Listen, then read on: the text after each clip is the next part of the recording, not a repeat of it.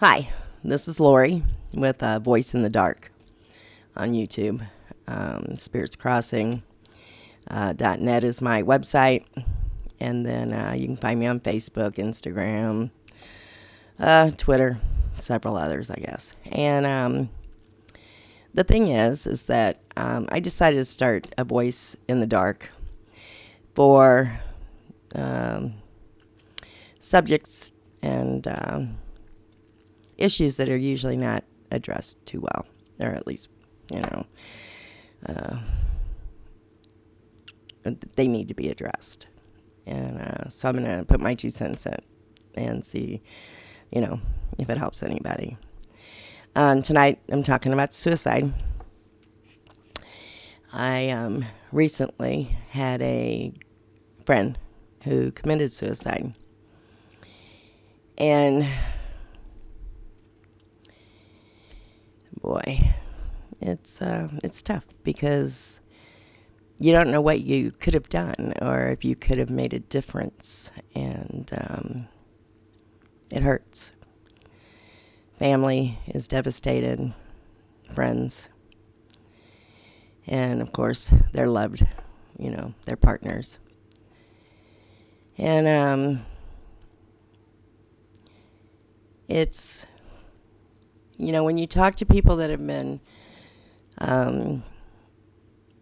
had suicide thoughts and tendencies, or wanting, serious thoughts of it, they say there's nothing we could tell you that would make it, there's nothing you could tell us that would make us feel better. It's just something we feel, we just can't go on, we can't get it. And there was a time when I was young, I was about 18,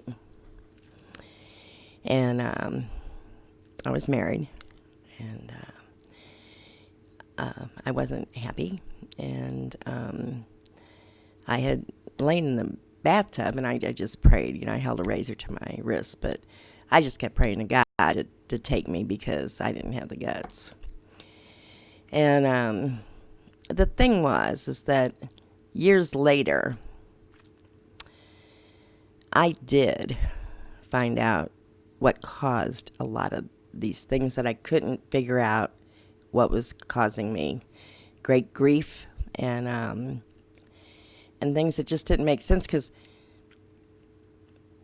in this reality, it didn't make sense. The depression, or the lack of oomph to go any further. And I know that I finally saw a hypnotherapist when I was a little older, and realized that I know some people out there don't believe in past lives, but I'm here to tell you we do have them, and we do carry a bulk of weight from them.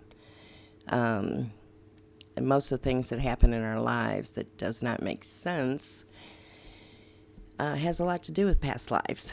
And so I went through past life regression, and I found out some things. And I had a nervous breakdown that year after the suicide want. And when the doctor said that that's what it was, he goes, well, we want to see if we want to get you with a specialist. I said, no, I'm going to get a divorce, and I'll figure this out. And because it didn't make sense to me, and you don't feel like dealing with it. Let it go.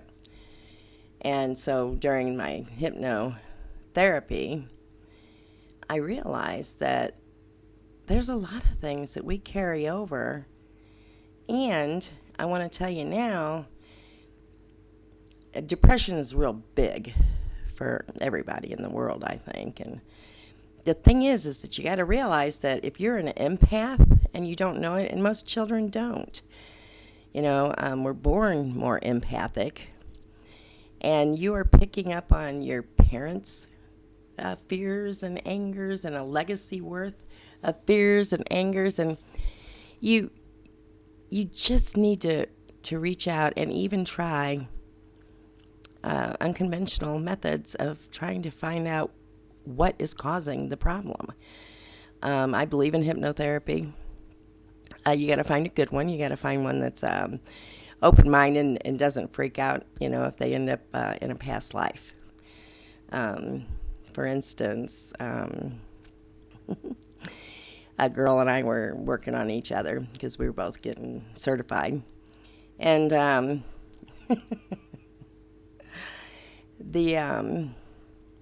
she asked me, she said, well, let's go back to your first incarnation. And that's exactly how she said it, first incarnation. And I started laughing and I was happy. And she said, well, where are you? What is it? I go, I'm a mathematical equation. This is the beginning of the universe. The only things that were even remotely starting to look solid were some geometric forms that were starting to take place. We were all these mathematical equations, zipping around, doing this, doing that. I found that to be real intriguing and interesting, and she about passed out. She said, oh, no, I didn't mean that first incarnation. She laughed and she said, I meant in this world, this life experience here on Earth.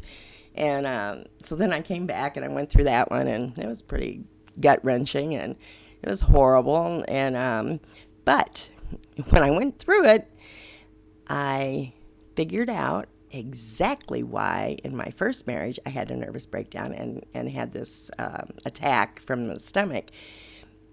It was at fall harvest, and my father was a chieftain, and back then they still did sacrifices of young women, firstborns, and to the gods for thank you for the rich harvest. And there was a lot in this one. My father had impregnated me. It was his baby. He killed me and the baby and sacrificed both of us.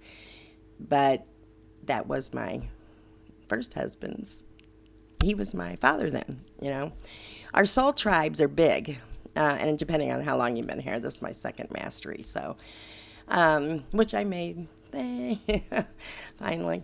So anyway, the whole thing is that there is more to us than just one soul and one lifetime.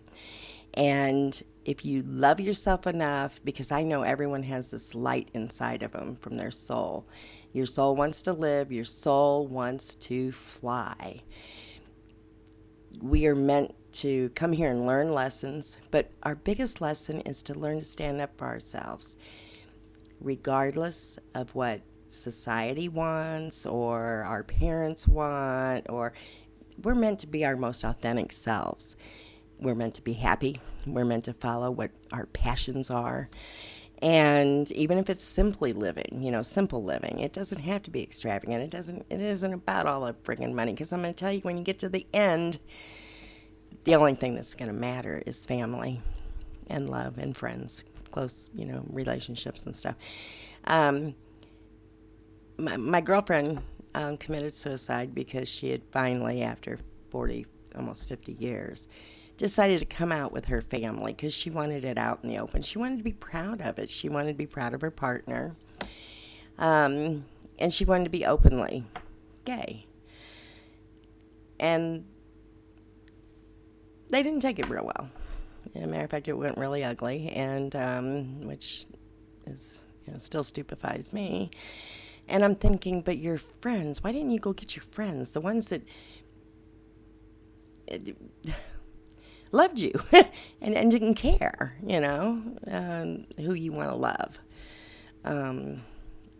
So anyway, I want everyone to hang in there and find another way to get through something.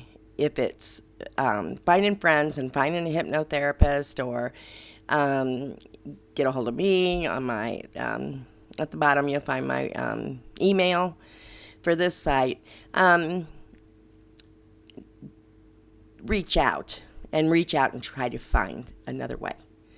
I have the gift of prayer, so if if you need a prayer, let me know.